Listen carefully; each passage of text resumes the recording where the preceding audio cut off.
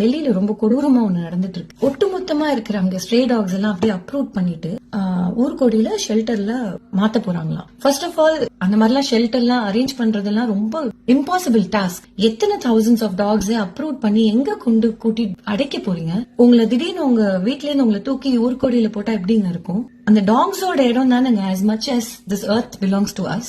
அதுக்குன்னு நான் எல்லா டாக்ஸையும் உங்க வீட்டுல கூட்டு வந்து வச்சுக்கோங்க, வீட்டுல வந்து தினம் சாப்பாடு போடுங்கன்னு நான் சொல்லல. ஐ அண்டர்ஸ்டாண்ட் எல்லாருக்குமே ரெஸ்ட்ரிக்ஷன்ஸ் இருக்கு, லிமிடேஷன்ஸ் இருக்கு, ப்ரையாரிட்டிஸ் இருக்கு.